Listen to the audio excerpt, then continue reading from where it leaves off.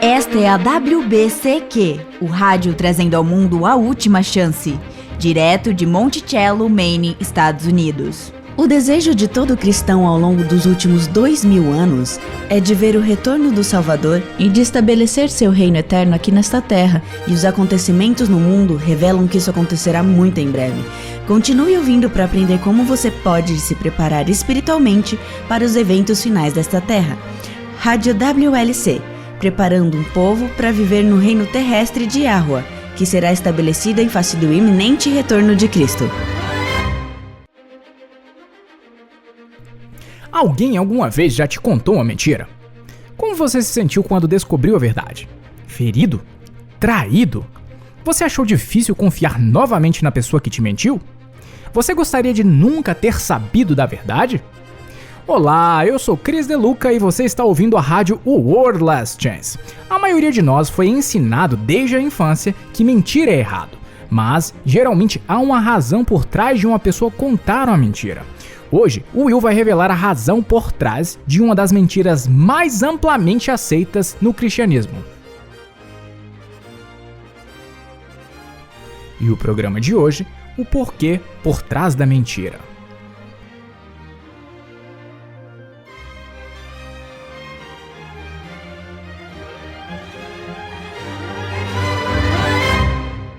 Will? Obrigado, Chris. Susan Shapiro Barash é autora de um livro intitulado Pequenas Mentiras Brancas, As Profundezas Sombrias e Secretas, a verdade sobre por que as mulheres mentem. No estudo que ela conduziu para escrever seu livro, ela descobriu que 80% das pessoas entrevistadas acreditam que as mulheres mentem com mais êxito e são mais inteligentes neste quesito do que os homens. Mais de 75% das mulheres que mentem se sentem legítimas em suas mentiras. E 75% delas dizem que mentem aos seus namorados ou maridos quando o assunto é dinheiro.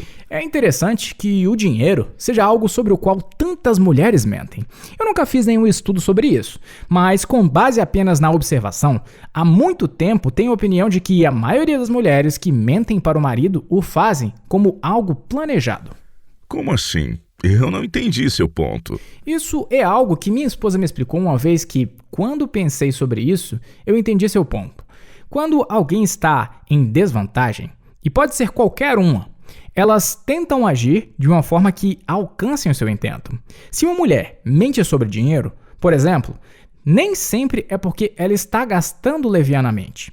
Talvez ela minta porque tem medo de deixar seu cônjuge com raiva porque ela é mais vulnerável fisicamente e financeiramente. E então ela procura formas que cheguem ao seu intento. E se esse é um comportamento aprendido com a experiência passada com o seu parceiro, ou como ela viu seu pai ficar com raiva com sua mãe, ainda é uma resposta do que ela vivenciou. O medo de uma resposta raivosa é em si uma resposta outrora vista. Isso realmente funciona nos dois sentidos. Algumas mulheres ficam muito zangadas com seus cônjuges também. Então, se você encontrar sua esposa ou marido mentindo para você, a primeira coisa a fazer é se perguntar: eu criei essa situação de fazer com que ele ou ela fosse desonesto comigo, contribuindo assim com essa atitude? Essa é uma perspectiva interessante. Eu certamente consigo imaginar isso ocorrendo em algumas situações, mas não em todas. Sim, não em todas, mas o bastante para que seja um padrão discernível. O que todos temos que lembrar quando se trata de mentiras é que o tempo não transformará o erro em verdade. Repita isso, por favor. O tempo não transformará o erro em verdade.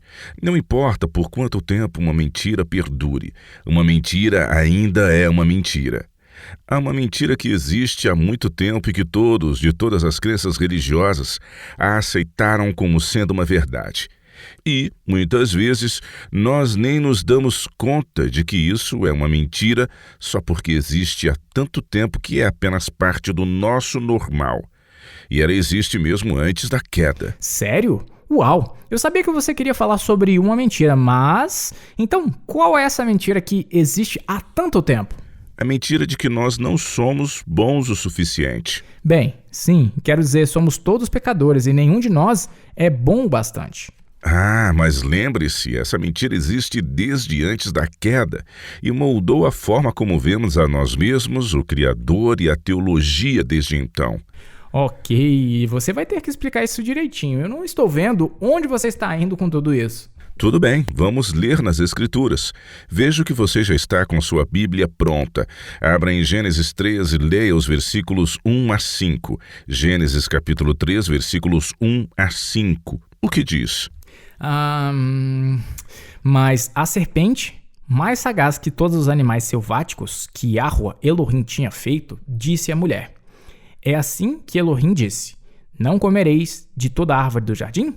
Respondeu-lhe a mulher: Do fruto das árvores do jardim podemos comer, mas do fruto da árvore que está no meio do jardim, disse Elohim, dele não comereis, nem tocareis nele, para que não morrais. Então a serpente disse à mulher: É certo que não morrereis, porque Elohim sabe que no dia em que dele comerdes, se vos abrirão os olhos, e como Elohim sereis conhecedores do bem e do mal. Agora, neste ponto, ninguém havia pecado ainda. A tentação não é pecado, ou Yahushua teria pecado, já que ele foi tentado além de qualquer outra pessoa. Neste momento e neste ponto da história, Eva está apenas sendo tentada. Mas a mentira é o que lançou as bases para o pecado, e é a mentira que milênios depois moldou nossa visão da própria natureza de nosso Salvador. É certo que não morrereis? Bem, essa mentira ainda está circulando nas doutrinas de uma alma imortal, ou reencarnação, a vida após a morte. Mas o que estou falando é sobre a mentira que foi usada como indução para levar Adão e Eva a pecar, uma vez que Adão estava bem ali ouvindo tudo o que estava acontecendo.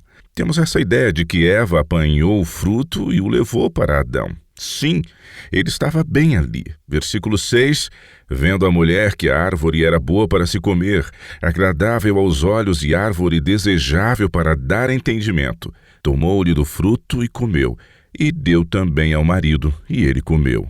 Então Adão estava lá, ambos foram tentados, ambos pecaram, mas o que os tentou foi a mentira de que não eram bons o bastante. O que a serpente disse-lhes? No dia em que dele comerdes, se vos abrirão os olhos, e como Elohim sereis conhecedores do bem e do mal. Nós não sabemos quanto tempo isso veio a ocorrer e a partir de que eles foram criados, pois a Bíblia não menciona nada. Mas o que sabemos é que a humanidade foi criada com a capacidade de aprender, crescer e se desenvolver.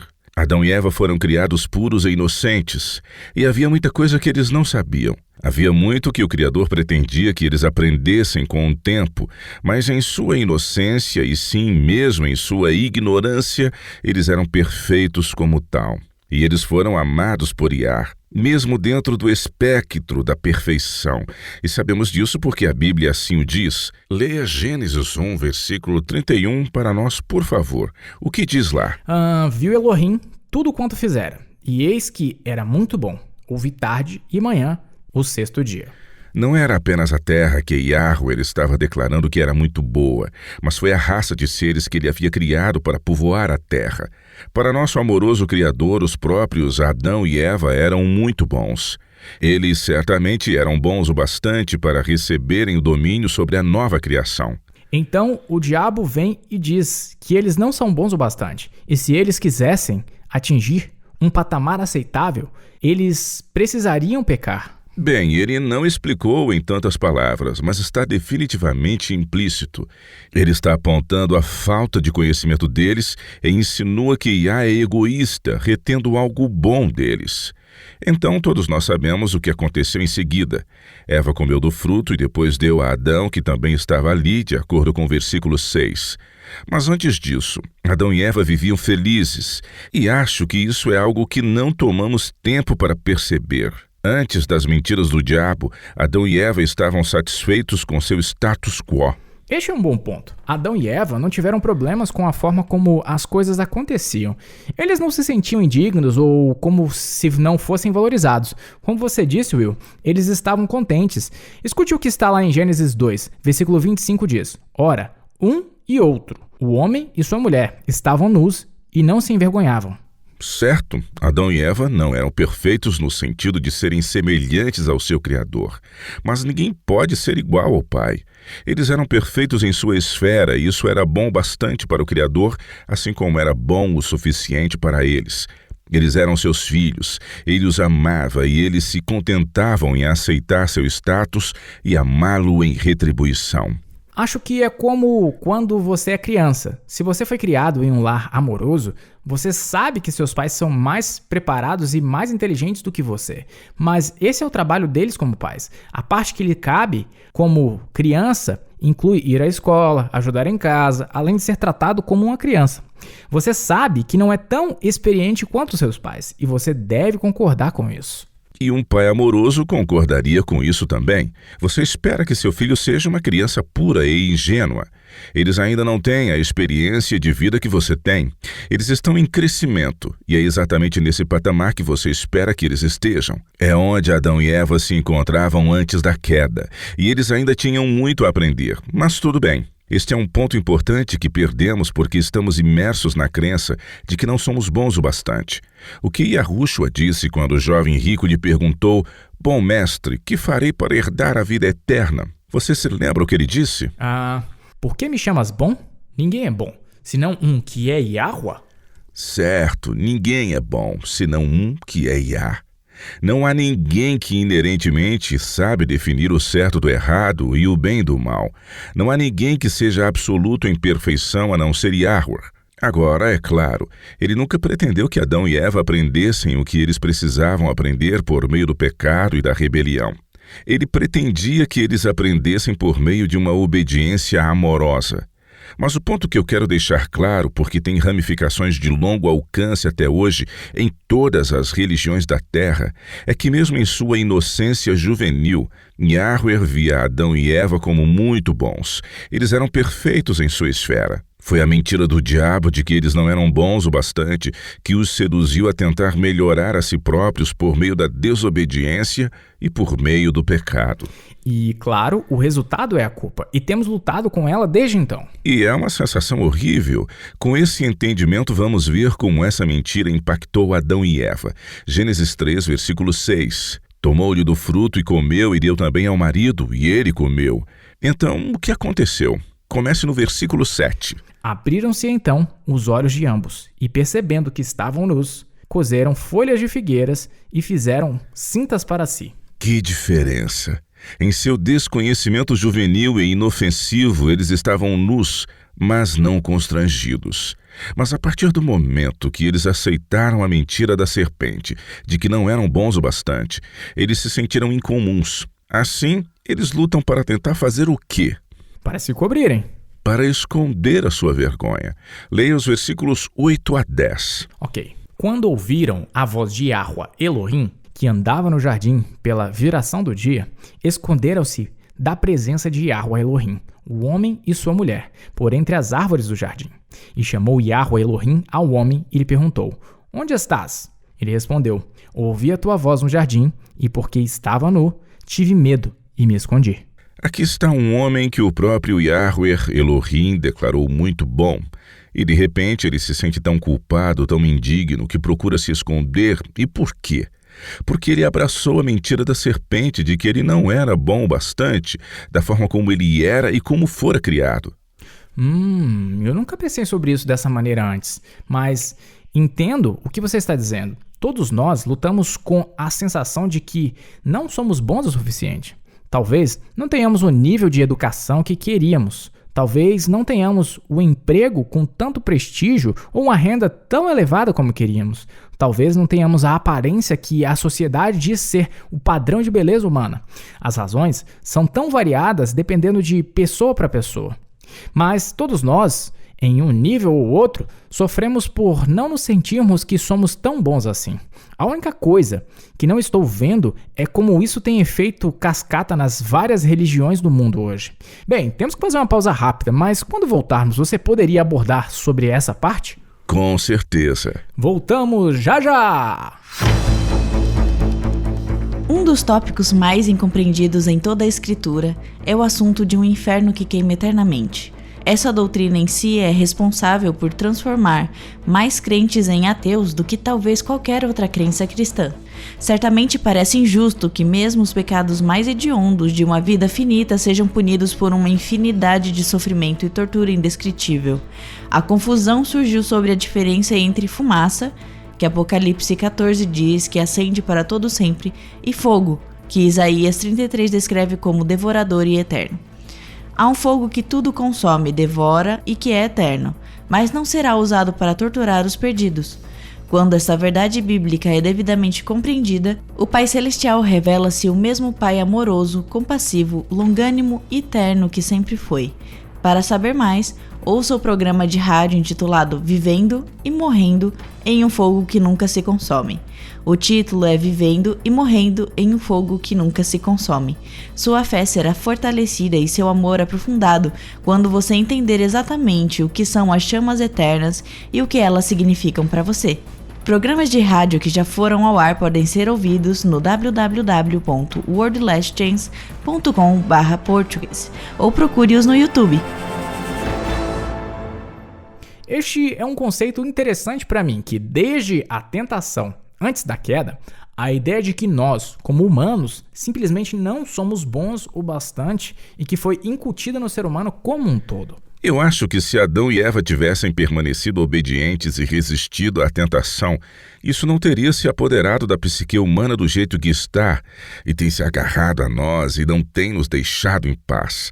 E podemos ver essa realidade ao longo do tempo e em todo o mundo. Esta é a mentira que todos nós abraçamos, de que não somos bons o suficiente. E é isso que você pensa? Mas como isso é visto nas várias religiões do mundo? Essa é a conexão que eu não estou vendo. Vamos voltar a Gênesis 3:7. Abriram-se então os olhos de ambos e perceberam que estavam nus. Isso significa, e você verá em um minuto, como isso se estende aos sistemas de crenças nas religiões de hoje. E quer dizer que eles tinham vergonha de como foram criados e vergonha das limitações naturais do ser humano. Iá os declarou muito bons e, de repente, aos seus próprios olhos, eles não eram bons o bastante. E o que eles fizeram? Eles fizeram vestimentas com folhas de figueira. Sim, eles tentaram, por suas próprias obras, fazerem de si mesmos pessoas melhores. Eles estavam focados em suas imperfeições e incapacidades de ser como Iá, embora o próprio Iá tivesse planejado que eles crescessem em seu entendimento. Não é uma coisa ruim adquirir conhecimento, experiência e novos aprendizados, mas agora Adão e Eva estavam cheios de autocondenação e autorrecriminação. E podemos ver isso em todas as religiões. Claro, os requisitos para melhorar a si próprio diferem de acordo com o sistema de crenças, mas esse sentimento de não ser bom bastante e de sentir a necessidade de melhorar a si próprio por meio de seus próprios esforços pode ser visto em todas as religiões. Sim, e eu tenho visto isso. Algumas religiões são inconsequentes ao lidar com seus seguidores de como eles devem proceder para chegar ao nirvana, ou ao paraíso, ou qualquer coisa desse tipo. Os cristãos podem ser mais sutis quanto a essa situação, mas essa visão ainda é uma realidade. E falando como alguém que viveu isso, posso dizer que os cristãos conservadores, com toda a sua sinceridade, são os mais propensos a tentar melhorar a si próprios. Essa sensação de saber o quão horrendo você é muito intensa entre os cristãos conservadores. E isso implica padrões humanos extremamente rígidos e farisaicos de justiça, ou até mesmo fazendo você se sentir à vontade para fazer todas as coisas que secretamente você gostaria de fazer, mas que se abstém de fazê-las. Essa mentalidade de não ser bom bastante e de precisar melhorar a si próprio ainda é uma realidade na sociedade mundial. Adão e Eva correram e se esconderam de Yahweh. E temos fugido e nos escondido desde então. Muitos têm vergonha de quem são e as razões são bastante variadas quanto àqueles que sustentam essa visão. Sim, mas acho que há muitos fatores que contribuem. Você não concorda? A religião fez sua parte, mas isso não é tudo. Há uma grande gama de normas sociais degradantes, como, por exemplo, no tocante às mulheres. Em alguns países, mesmo nos dias de hoje, as mulheres que são estupradas são punidas por isso. como se fosse culpa delas, e isso é simplesmente uma tragédia. Em algumas partes da Índia, e não sei se isso ainda é uma realidade, mas até alguns anos atrás, as mulheres em algumas partes da Índia eram isentas de usar capacete ao andar de moto, mostrando uma desvalorização subjacente da vida feminina. No Equador, as mulheres ainda são questionadas se elas têm permissão do marido para comprar alguns tipos de itens de determinados valores. Em muitos países muçulmanos, bem como na cidade do Vaticano, as mulheres não podem votar. Não faz muito tempo que as mulheres casadas nos Estados Unidos não tinham permissão para abrir contas bancárias sem a permissão do marido ou obter um cartão de crédito sem a assinatura de seus esposos. Sério? Sim, e as mulheres eram vistas como incapazes de entender e lidar com questões financeiras. Eu sei que em 2013, no estado de Washington, um esposo não podia ser processado por estupro de terceiro grau cometido contra sua companheira. Veja, tudo isso tende a desvalorizar o indivíduo e os homens não estão isentos. Os homens podem ser julgados por outros padrões, mas ainda assim são julgados. Talvez eles não tenham um emprego tão prestigioso ou não possam pagar por um veículo de último modelo. Tenho um amigo que é extremamente educado, fluente em vários idiomas e que ganha muito bem. Mas quando nos conhecemos, ele admitiu para mim, um tanto timidamente, que ele era o mais sombrio entre seus irmãos. Não tinha nada a ver com seu valor como pessoa, mas ele não se sentia bom o bastante, simplesmente porque tinha um pouco mais de melanina na pele do que seus irmãos. Para muitas pessoas, eles foram criados em um ambiente tóxico, no qual seus pais, devido às suas próprias incertezas, incutiram insegurança em seus filhos. Seja o que for, todos nós trabalhamos sob esse fardo de não nos sentirmos bons o suficiente. E isso nos impede de sermos pessoas que entendem quais os propósitos designados por Yahweh para que os sigamos. E quais são eles? Sendo o próprio pináculo de sua criação. O plano de Yah para o nosso mundo desde o início era povoar a terra com pessoas criadas à sua imagem divina. Ele continua a nos encorajar a conhecer nosso valor para ele. Pegue sua Bíblia, Chris, e vamos dar uma conferida em algumas garantias. Existem muitas, mas só vamos dar uma olhada em algumas. Abra em Isaías 43 e leia os versículos 1 a 7. Isaías 43, 1 a 7. Esta é uma passagem particularmente interessante, porque aqui o pai está explicando até onde ele está disposto a ir para cuidar de seus filhos. Ok. Mas agora, assim diz Yahweh, que te criou, ó Jacó, e que te formou, ó Israel. Não temas, porque eu te remi. Chamei-te pelo teu nome, e tu és meu. Quando passares pelas águas, eu serei contigo. Quando pelos rios, eles não te submergirão. Quando passares pelo fogo, não te queimarás, nem a chama arderá em ti. Porque eu sou Yahweh, teu Eloá, o Santo de Israel, o teu Salvador. Dei o Egito por teu resgate e a Etiópia e Sebá por ti, visto que foste precioso aos meus olhos, digno de honra, e eu te amei. Darei homens por ti e os povos pela tua vida. Não temas, porque sou contigo. Trarei a tua descendência desde o Oriente e a ajuntarei desde o Ocidente. Direi ao norte, entrega, e ao sul, não retenhas. Trazei meus filhos de longe e minhas filhas das extremidades da terra. A todos os que são chamados pelo meu nome e os que criei para a minha glória e que formei e fiz. Mais uma vez, Yahweh sabe que somos apenas pó, e Ele ainda nos ama mesmo assim. E até mesmo depois da queda, quando todos lutamos com nossas naturezas decaídas e herdadas, Ele nos diz que somos preciosos aos seus olhos. Agora abra no capítulo 31 de Jeremias e leia os versículos 3 e 4. Jeremias 31, 3 e 4. Ok. De longe se me deixou ver a Yahweh dizendo: com amor eterno eu te amei, por isso, com benignidade te atraí. Ainda te edificarei, e serás edificada, ó Virgem de Israel. Ainda serás adornada com os teus adufes, e sairás com o coro dos que dançam. Yahweh fará isso. Mesmo agora, Ele conhece nossas falhas e nossas lutas. Mas Ele ainda nos ama, doa o que doer. E Ele não espera que façamos por nós mesmos o que Ele sabe que não podemos. Uma das maneiras pelas quais Ele repetidamente tentou nos encorajar e que tem sido amplamente escondida de nossa compreensão é a verdade ensinada repetidamente ao longo das Escrituras de que Ele é Deus, Ele é o Todo-Poderoso, Ele é nosso Criador e nosso Redentor. Novamente, Ele é Deus e não nós.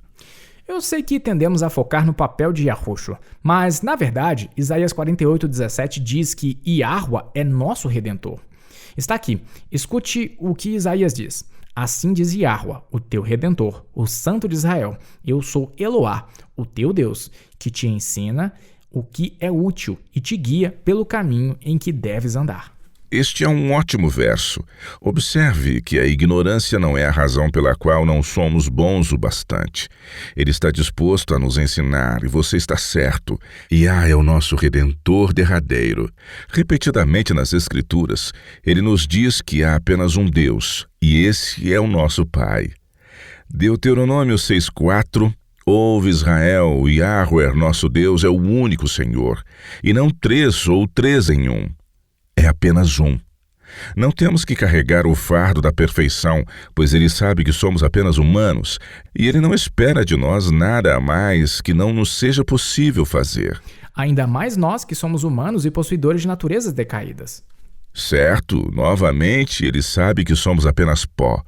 Quando Adão e Eva pecaram, Ele já tinha um plano elaborado para nos redimir, pois o plano era criar um segundo Adão. E uma parte integral do plano que a grande maioria do cristianismo perdeu de vista era que este segundo Adão seria totalmente humano, e não uma quimera totalmente humana e totalmente divina, apenas humano. É uma parte importante do plano de salvação. É necessário que aquele que nos redimiu, onde o primeiro Adão caiu, fosse ele mesmo plenamente humano. E como um humano, prevalecesse e se tornasse o primeiro ser humano glorificado e imortalizado, levado ao céu.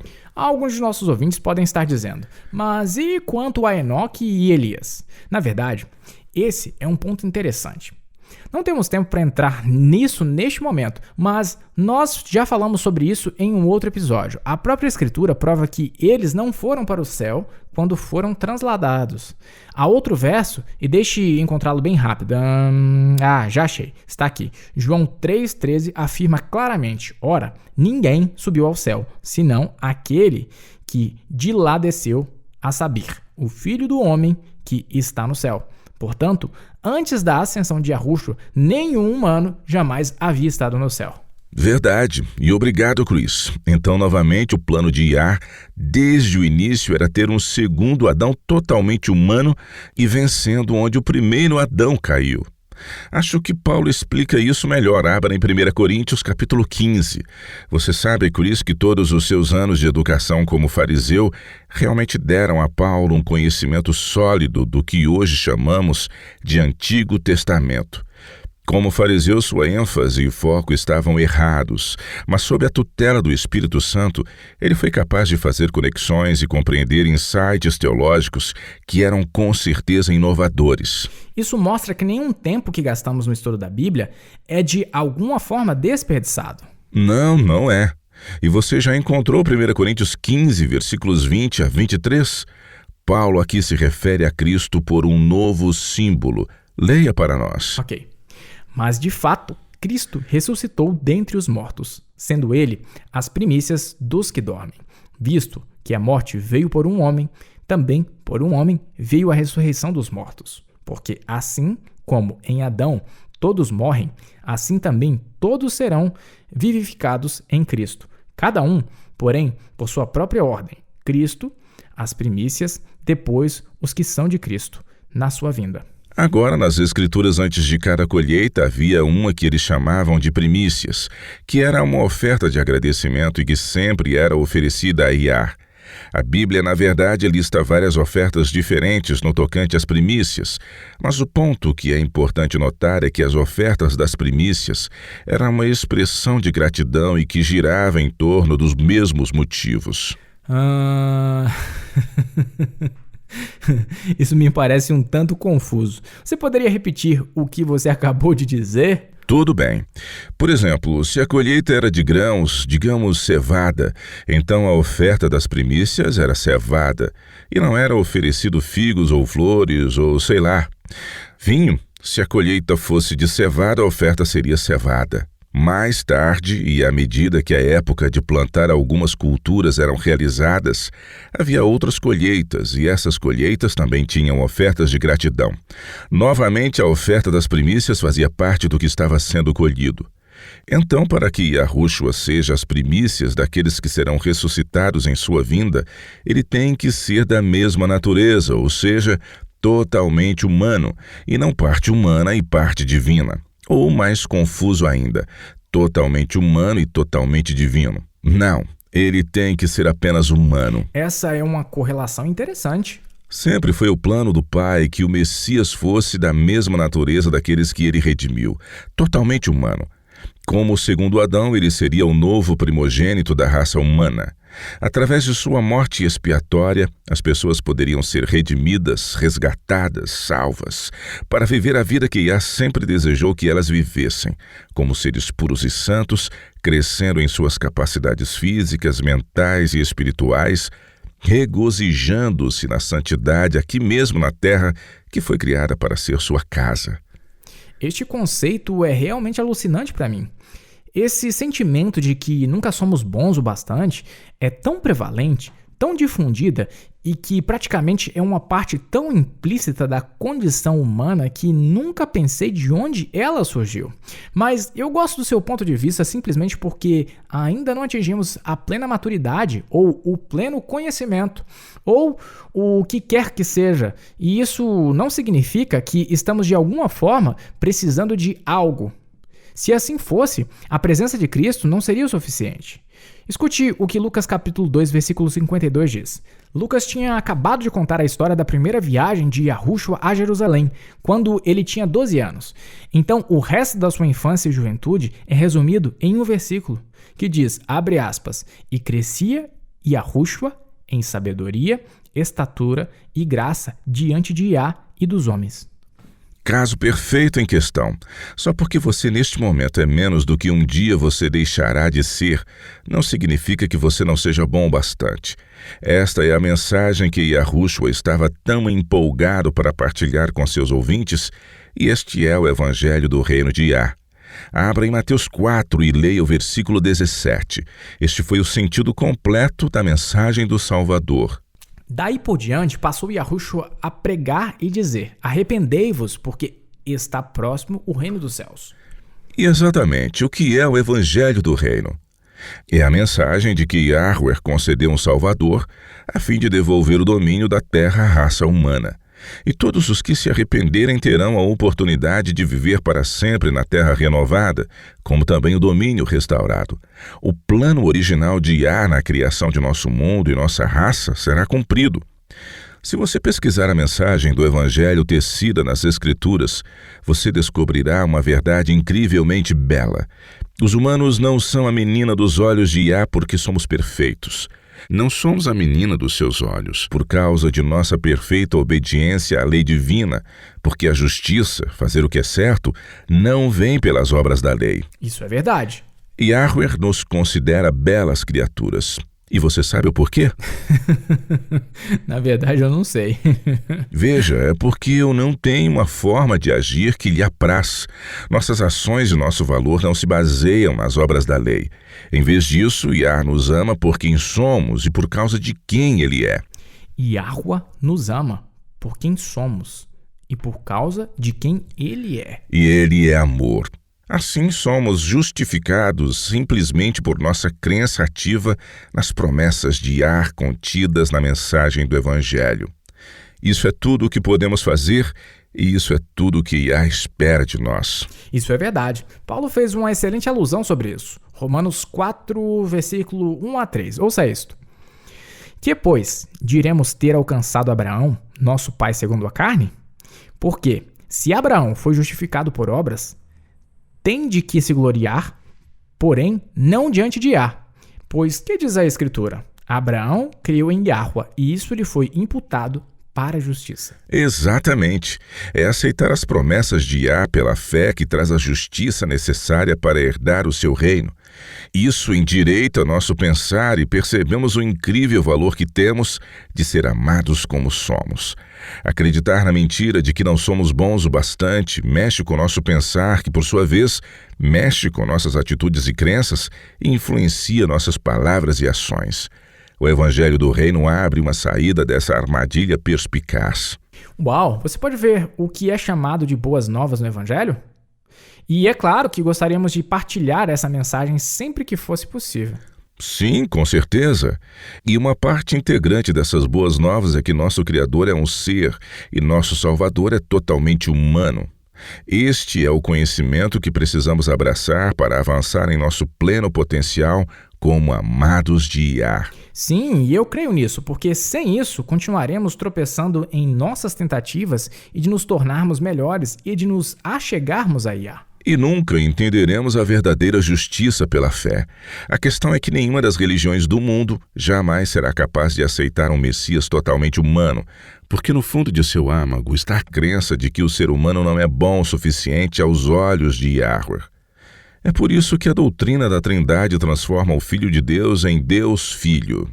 Outras doutrinas, como a imortalidade da alma, também se ligam a essa crença de que os humanos não são bons o bastante. Como assim? Bem, uma parte fundamental da crença da imortalidade da alma é que o próprio corpo físico é corrupto e deve ser rejeitado em face da morte. Mas como podem nossos corpos físicos, que foram formados como alma viventes por meio do próprio sopro de Yah, e que nosso próprio Criador declarou que éramos muito bons, como poderíamos ser criaturas más? Esse é um bom ponto. Nosso trabalho como crentes é sermos os porta-vozes de Yah. Devemos levar as boas novas do Evangelho do Reino e compartilhá-las com aqueles que estão em nossa esfera de influência. Essa mensagem é simples e profunda, que é: você é bom bastante para Yahweh e Ele te aceita como você é. De fato, um ser humano plenamente verdadeiro já foi revestido da imortalidade. Ele é as primícias, e esse mesmo presente será dado a todos aqueles que herdarem o reino de Yahweh.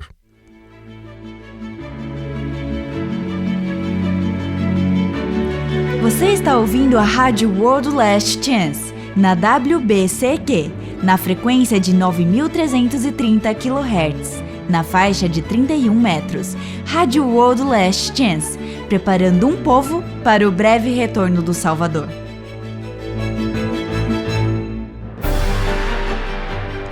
Você já notou que a maioria dos cristãos convertidos no mundo hoje não são conversos de outras religiões, mas sim de outras denominações dentro do próprio cristianismo? Em vez de estarem verdadeiramente convertidos, na verdade eles são apenas prosélitos. Eles já creem na morte de Yahushua na cruz do Calvário, já creem na existência de Yahweh, bem como na recompensa que aguarda os justos e as verdades contidas nas Sagradas Escrituras. E, no entanto, todos os anos, as denominações protestantes enviam missionários a países católicos, buscando alcançar membros para que usufruam de sua compreensão bíblica. Séries evangelísticas são realizadas para atrair outros cristãos para que esses mudem de igreja. Alcançar crentes de outras denominações cristãs passou a ser visto como parte da grande comissão do Ide, portanto, fazei discípulos de todas as nações, batizando-os em nome do Pai, e do Filho e do Espírito Santo. Frequentemente, parte dessa missão envolve apontar erros nas crenças de outras denominações, denunciando-as como Babilônia. Essa compreensão distorcida da obra do cristão é baseada em um mal entendido de Apocalipse 18, versículo 4. A maioria das versões modernas traduz esse versículo como um convite: sai dela, povo meu. O original é, na verdade, uma ordem que diz: retirai-vos, povo meu. Isso é uma ordem e não um convite. Para saber mais, procure pelo programa de rádio exibido anteriormente intitulado Fuja já de Babilônia. A ordem é para todos.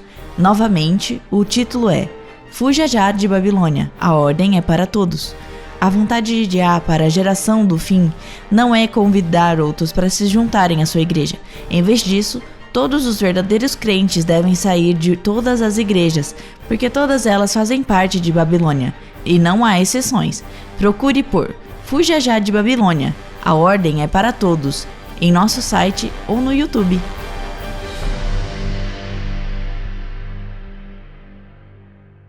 E aí, Will, o que você sabe sobre o estado de Kentucky, nos Estados Unidos? É de lá que vem a pergunta da caixa de mensagem diária de hoje. Ah, os semáforos foram inventados no Kentucky? Não sei, foram? Sim, Garrett Morgan, da cidade de Paris, no Kentucky, foi o que os inventou. Verdade? Eu não sabia disso. Bem, aqui está algo que você pode não saber. Mas antes de fazer seu juramento de posse, os governadores de Kentucky ainda devem jurar que nunca travaram um duelo com arma de fogo. Não, eu nunca teria imaginado isso. Interessante resquício de uma era passada. Certo. Bem, Elisheba, de Louisville, Kentucky, tem uma pergunta que acho que precisamos discutir. Os membros da equipe que trabalham em nosso site dizem que também são muito questionados sobre isso. Elisheba escreve: observo que vocês usam muito o título Iá, em vez de Iahua. Assim, encurtar casualmente o nome sagrado do nosso Criador soa desrespeitoso e me deixa muito desconfortável. Eu não vejo nenhum problema em dizer Yahweh todas as vezes que isso se requer. Eu, humildemente e respeitosamente, insisto que vocês usem o nome divino corretamente quando deva ser, em vez de tratá-lo de uma forma casual encurtando-o. Quer dizer que os membros da equipe que trabalham no site também são questionados sobre isso? Bem, isso é o que eles dizem. Os leitores continuam levantando objeções à abreviação do nome de Yahweh para Iá. Eu sei que eu também estava preocupado com isso, mesmo antes de você compartilhar comigo o que você sabia.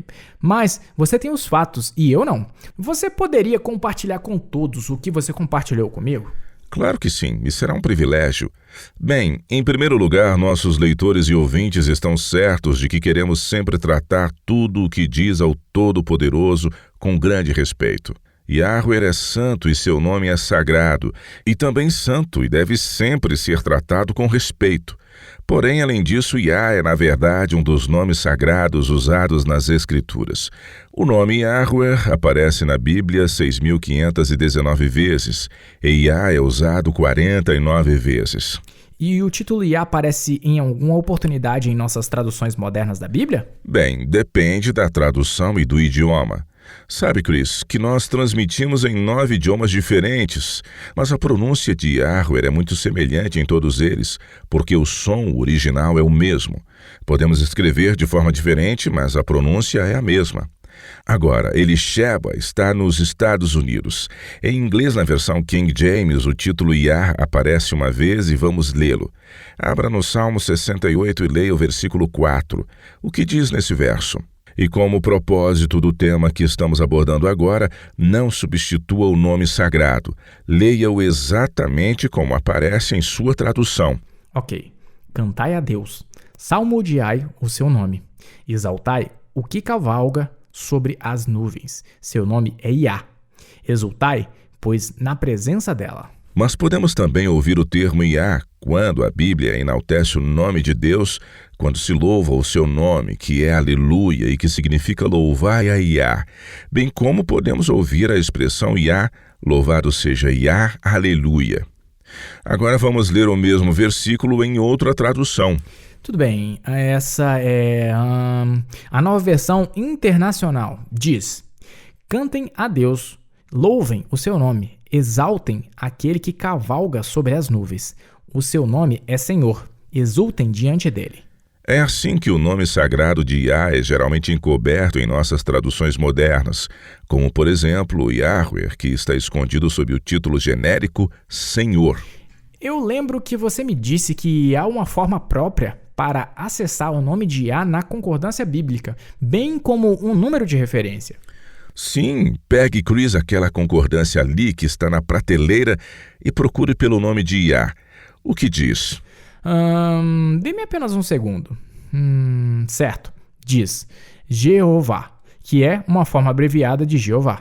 Qual é o número de referência do Jah? É a referência número 3050. As concordâncias são ótimas, pois elas permitem que você procure qualquer palavra na Bíblia e encontre seu significado original. Agora, Jeová, ou como sabemos da pronúncia correta, que é Yahweh, tem seu próprio número de referência sob o número 3068. Mas Iá também tem um número de referência, que é o número 3050. Por que você não vai lá no número 3050 e lê o que está escrito? Tudo bem, diz já, contração com o número 3068. E significa a mesma coisa. Já, o nome sagrado. Já, mais veemente, o Senhor. Então, quando procuramos pelos números 3050 e o 3068, podemos perceber que em hebraico, Yah e Yahweh eram palavras diferentes. Eram semelhantes, mas ainda diferentes. A forma abreviada de Yah é o que os pais israelitas frequentemente incorporavam aos nomes de seus filhos. Sabemos que muitos dos nomes bíblicos se referiam a Yahweh ou usavam o título El, Daniel, Michael, Ezequiel, Samuel, Jael. Certo, mas ainda há mais nomes que incorporaram Yah, como Jeremias e Ezequias. Zacarias, Obadias. Sofonias, Edequias, há muitos deles. Mesmo o nome Elias assemelha-se com El e Yah. Você consegue perceber essa distinção, Chris? Elias como El e Yah.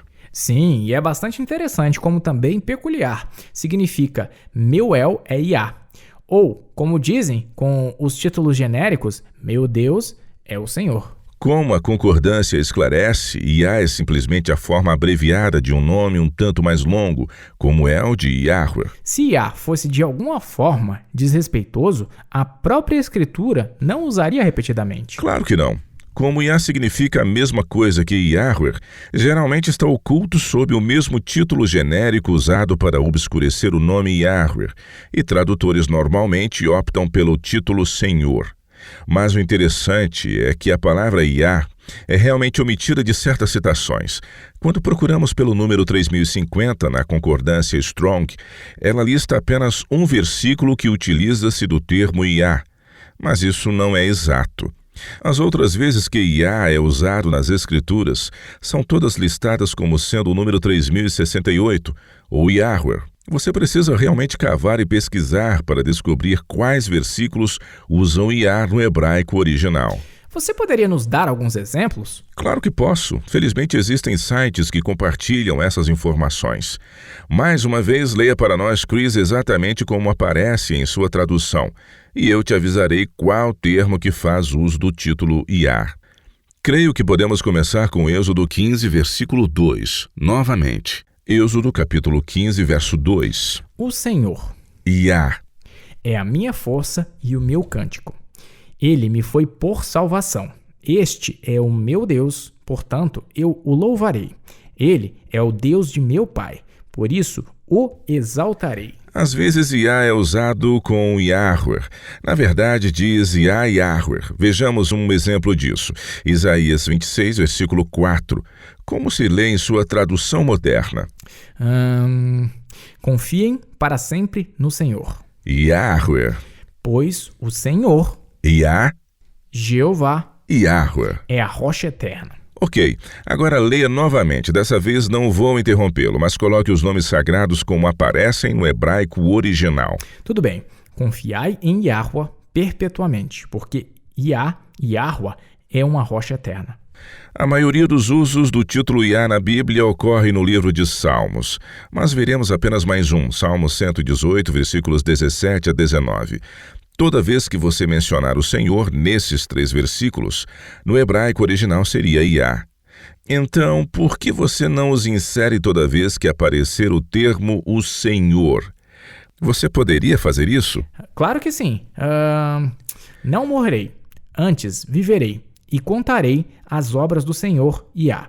O Senhor Yah me castigou severamente, mas não me entregou à morte. Abre-me as portas da justiça.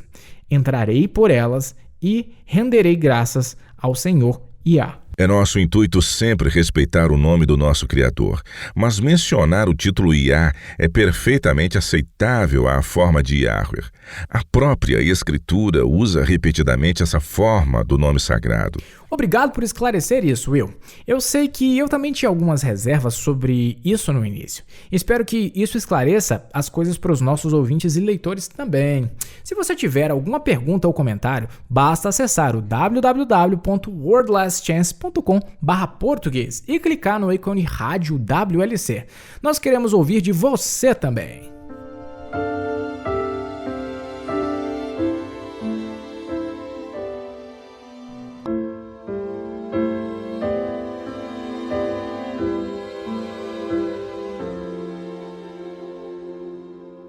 Olá, eu sou a Laura Lee com sua promessa diária da palavra de Yah. Lori e Hus Kennedy curtiram muito viver no sopé das belas montanhas de Sierra Nevada, no norte da Califórnia, por um período de quase 30 anos. A paisagem serena, os pinheiros imponentes que perfumam o ar e a vida selvagem local, tudo contribuiu para uma tranquilidade que eles realmente desfrutaram. Recentemente, a vida que eles tanto apreciavam chegou ao fim, abruptamente em uma manhã, quando receberam um telefonema dizendo que precisavam sair de sua casa e era para que isso ocorresse imediatamente. Um grande incêndio que devastou as montanhas de Sierra Nevada, no norte da Califórnia, mudou de rumo e estava vindo em sua direção. Juntando seus animais de estimação e alguns pertences pessoais, Lori e Hus passaram as 2 semanas seguintes acampados em hotéis, preocupados com o que encontrariam quando finalmente fossem liberados para voltar para casa. E esse dia finalmente chegou. Armados com luvas, botas, pás e máscaras para proteger seus pulmões das cinzas, Lori e Hus voltaram para casa. Quando chegaram de volta à sua casa, o que eles viram foi algo horripilante. O fogo passou queimando tudo que estava pela frente. Os pertences acumulados de uma vida inteira, fotografias, lembranças, relíquias, tudo foi destruído. Ao vasculhar os escombros, Lori, vez após outra, teve que enxugar as lágrimas. Havia um cabide de metal, um prato que seu filho havia feito para ela, coberto por uma crosta preta de carvão, mas intacto, e algumas outras bugigangas aqui e ali. Parecia que nada restava da vida que eles trabalharam tanto para construir. Finalmente, no final da tarde, eles decidiram que tinham feito tudo o que podiam por um dia. Ao voltar para o carro, com o coração partido, Lori notou que algo estava preso em sua bota. Ao puxá-lo, ela descobriu um pedaço de papel. Estava fuliginoso e com as bordas chamuscadas pelo calor, mas as palavras ainda eram legíveis, que diziam: "Se a vida parece difícil, paro e reflito sobre as bênçãos muitas vezes escondidas em todas as circunstâncias. Com fé e coragem renovadas, começo de novo." Aquelas palavras cravaram fundo em seu coração ferido como água em terra seca.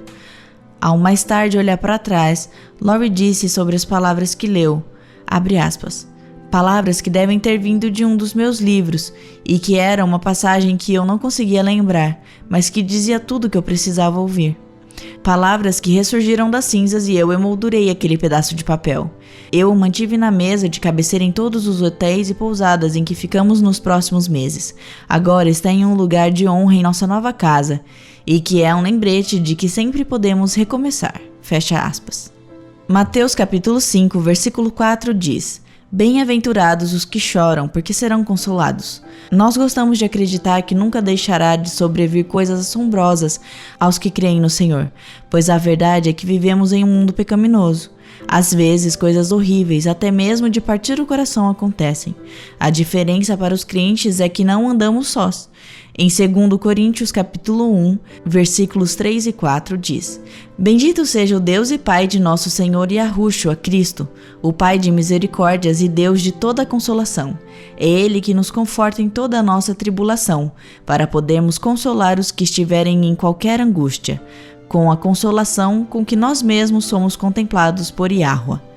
Não importa o que aconteça em nossas vidas, nós não estamos sozinhos. Nosso Pai Celestial caminha ao nosso lado.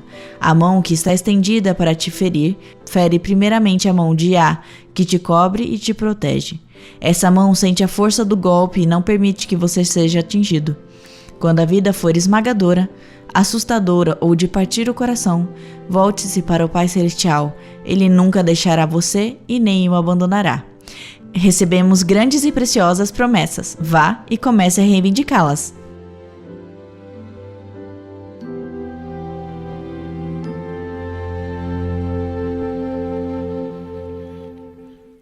Quando você rejeita a mentira do diabo contada no Éden, de que você não é bom bastante aos olhos de Yah, você não apenas sentirá amor e será aceito por Yah, mas por sua vez dará o mesmo amor e aceitação por outros, por quem Cristo morreu. A mensagem do Evangelho é uma mensagem de cura, de amor e aceitação. É por isso que devemos tratar os outros como Cristo tratou, com amor, compaixão e aceitação, e não com críticas e julgamentos. Sim, mas você conhece aquele ditado? Ame o pecador, mas odeie o pecado? Eu posso te garantir que todos aqueles que são julgados em qualquer situação nunca se sentem amados, mas sim odiados e rejeitados. Não foi isso que Cristo fez. Ele amou e aceitou pecadores, assim como Yahuwah faz. É verdade. É por isso que os pecadores, os publicanos, as prostitutas e até mesmo os soldados romanos, os marginalizados da sociedade, todos foram atraídos pelo Salvador. Você poderia abrir, Chris, em Lucas 15 e ler os primeiros versículos? Isso nos mostra não um Deus em carne humana, mas um Messias totalmente humano, revelando o amor que Yah tem, assim como a aceitação que Yah sente pelos seres humanos caídos. E é assim que devemos agir também. Lucas 15. Diz, aproximavam-se de Yahushua todos os publicanos e pecadores para o ouvir. E murmuravam os fariseus e os escribas, dizendo, este recebe pecadores e come com eles. Uma vez que você saiba que Yahuwah o ama e o aceita exatamente como você é, então você estará preparado para transmitir esse mesmo amor e aceitação aos outros. Você não precisará vestir suas vestes de justiça própria e dizer a alguém, eu te amo, mas odeio sua orientação sexual, odeio sua bebedice, odeio sua linguagem, odeio sua etc, etc, etc. Não gostaria de ir jantar em sua casa e certamente não te convidarei para vir à minha. Sim, tendemos a fazer isso, não é mesmo? Quando nos sentimos inferiores ou não tão bons, a maneira mais rápida e fácil de nos fazer sentir melhores sobre nós mesmos é derrubar alguém. Mas nos erguer a nós mesmos às custas dos outros é o que os fariseus fizeram e não o que o Salvador fez. Não, e se quisermos ser como ele, e se quisermos cooperar com Yah na divulgação das boas novas do Evangelho, que somos amados e aceitos, viveremos esse amor e aceitação. Para encerrar, vamos ler uma pequena parábola. Encontra-se em Lucas 18, versículos 9 a 14. Leia para nós assim que você encontrar, Chris. Ok. Propôs também esta parábola a alguns que confiavam em si mesmos, por se considerarem justos e desprezavam os outros. 2 homens subiram ao templo com o propósito de orar, um fariseu e outro publicano. O fariseu, posto em pé, orava de si para si mesmo desta forma: ó Deus, graças te dou, porque não sou como os demais homens, roubadores, injustos e adúlteros, nem ainda como este publicano. Jejuo 2 vezes por semana e dou o dízimo de tudo quanto ganho. O publicano, estando em pé, longe, não ousava nem ainda levantar os olhos ao céu, mas batia no peito dizendo: ó Deus, sê propício a mim, pecador. Digo-vos que este desceu justificado para a sua casa, e não aquele, porque todo o que se exalta será humilhado, mas o que se humilha será exaltado. Você, onde quer que você esteja, quem quer que você seja, independentemente do que fez ou disse, ou do que não fez ou não disse, é amado e aceito por Yahuwah. Se você permitir que sua fé se agarre às promessas contidas nas boas novas do Evangelho, isso lhe será imputado como justiça, assim como foi com Abraão. Você não precisa continuar lutando com esse fardo de pensar que não é bom o bastante. Yahuwah te ama da forma como você está. Aos olhos dele, você é bom o bastante. Mesmo com uma natureza caída, ele te entende. Ele sabe que somos apenas pó, mas ele nos ama e nos aceita de qualquer maneira. Junte-se a nós novamente amanhã e até lá. E lembre-se, Yahuwah te ama e ele é digno de confiança. Você ouviu a rádio WLC. A World Last Chance está comprometida em levar o evangelho do reino de Yah a todo mundo. Profecias e eventos atuais indicam que o Salvador retornará em um futuro bem próximo, e após a sua vinda, os santos serão brindados com a imortalidade, e o reino de Yah será estabelecido aqui nesta terra. Não há tempo a perder. Aceite hoje o dom da salvação e permita que Yahuwah o cubra com a justiça de Cristo. Este programa, bem como os episódios passados na WLC, estão disponíveis em nosso website no www.worldlastchance.com/português. Clique na opção Rádio WLC na parte superior direita da página inicial. Participe conosco novamente amanhã, com uma nova mensagem cheia de verdade no WBCQ, na frequência de 9.330 kHz, na faixa de 31 metros. Rádio World Last Chance, preparando um povo para viver no reino terrestre de Yahweh, que será estabelecido em face do eminente retorno de Cristo.